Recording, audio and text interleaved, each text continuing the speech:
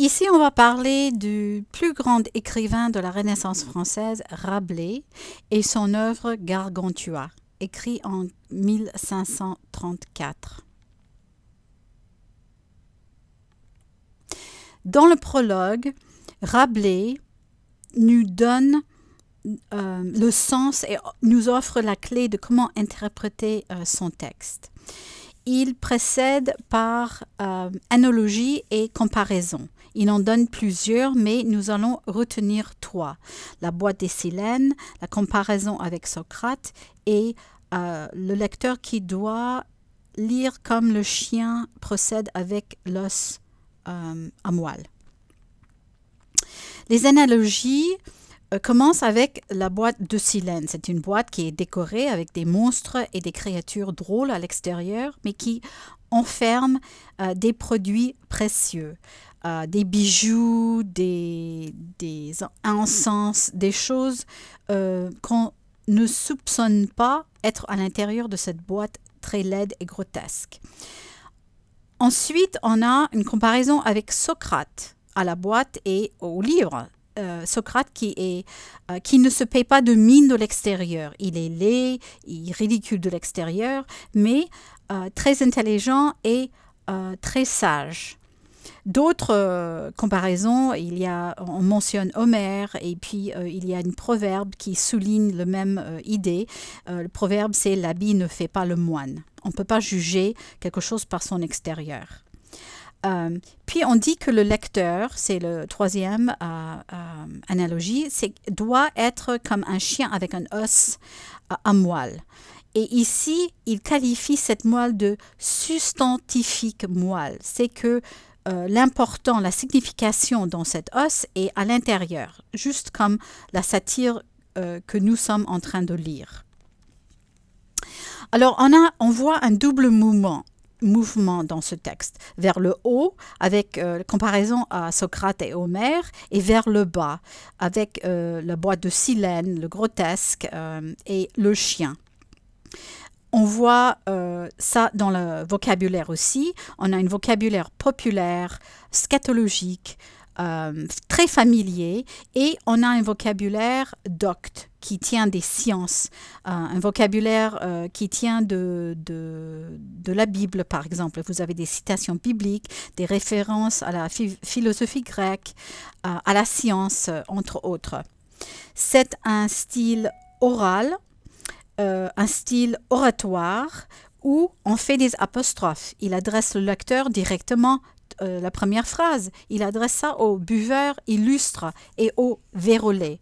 Mais ces buveurs illustres et vérolés sont bien appréciés. Hein? Donc, le bas par leur statut de buveur et de vérolé, mais appréciés parce que c'est vous, les buveurs et les vérolés, qui comprenez. Et en opposition des autres qui ne comprennent pas. Le vocabulaire familier et dérogatif se juxtapose avec des louanges, par exemple à Socrate. On procède par comparaison, énumération, hyperbole. Et ces comparaisons et analogies, par exemple avec l'image de la boîte de Silène, rend claire l'ambiguïté du texte. L'extérieur ne masque pas l'intérieur, mais en fait, au contraire, fait partie intègre. On n'a pas de boîte si on lève les parois, par exemple. On ne peut pas enlever le grotesque parce que après la chose ne tient pas. Donc l'intérieur précieux fait partie intègre de l'extérieur grotesque. Les 12 premiers chapitres reprennent les éléments du récit d'une naissance héroïque. On a ce petit bébé géant qui tient d'une famille dont les aïeuls remontent aux plus haute antiquité. Il est prince. Donc on a la généalogie du héros. Mais en même temps, après toute cette louange et se remonter dans le temps de cette généalogie, on a une réduction parce que son royaume est tout petit, un tout petit lieu précis. Donc on voit un mouvement typique de Rabelais d'expansion dans le temps, et réduction en même temps. C'est un mouvement contradictoire. Le dialogue, il inclut beaucoup de dialogues qui tiennent du théâtre, par exemple. C'est très vivant. On a le récit d'une naissance extraordinaire par l'oreille de la mère, n'est-ce pas? Et causée par avoir mangé trop de tripes, n'est-ce pas? Donc, elle a des troubles de ventre qui fait que le bébé va remonter et sortir par le haut au lieu de sortir par le bas. On va jouer avec le boyau oculier, les tripes et le vocabulaire médical, par exemple le vina-cave, le clavier, etc. Ça donne un aspect réaliste des deux côtés. Un côté très concret et médical, de l'autre côté très terre-à-terre, très bas du corps. La naissance de Gargantua par l'oreille relève du registre fabuleux, héroïque et mythique, à l'instar, mais en ridicule, des dieux qui naissent dans l'Antiquité grecque des parties du corps, par exemple de la cuisse de Jove, par exemple. Mais il y a des détails réalistes, par exemple, comment on soignait le bébé. On raconte le premier cri, comment on a trouvé le nom, comment la mère Gargamel allait son enfant, par exemple. L'enfance de Gargantua, ça tient du merveilleux. C'est un petit bébé géant.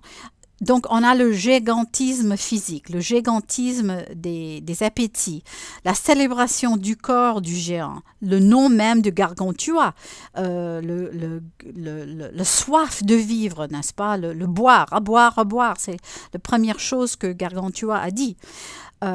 Donc ce bébé géant tient du géant du carnaval, de la tradition médiévale, les dimensions colossales, les appétits démesurés, l'obsession du bas corporel, l'érotisme eschatologie.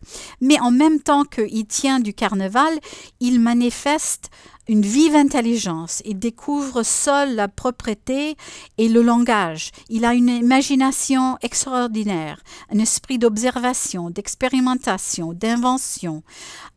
Il a de remarquables capacités d'expression. C'est un bébé à contradiction, n'est-ce pas, de haut et vers le bas.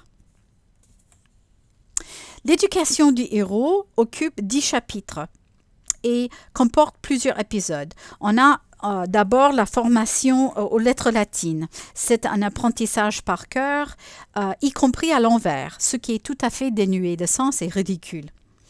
Le méthode scolastique, et c'est une éducation scolastique, on appelle ça, fait travailler exclusivement la mémoire et non pas le sens critique. Les caractéristiques de cette éducation scolastique, bien sûr, sont présentées d'une façon caractéristique. C'est une description d'une journée. Et pendant cette journée, on voit à la fois un profond mépris du corps, mais en même temps une obsession de ses désirs, le désir et des appétits du corps. Il y a une absence d'hygiène, d'exercice physique, une véritable obsession du boire et du manger. Et on mange des choses qui ne sont pas saines, n'est-ce pas? C'est l'excès. Il y a trop de sommeil, trop de débauche. Et de débauche, je veux dire le sexe, par exemple. Je cite, ils allaient voir les garces des environs. Garces, c'est des femmes de mauvaise vie. La part de l'enseignement est quasiment nulle. Donc, la vie correspond, la vie d'étudiant, boisson, filles, manger, indulgence. Tout le côté dédié à la religion est coursoir et superficiel. Il y a une absence de pratique, et de côté intellectuel. Il n'y a aucun esprit critique, aucune réflexion. La religion est réduite à une pratique mécanique.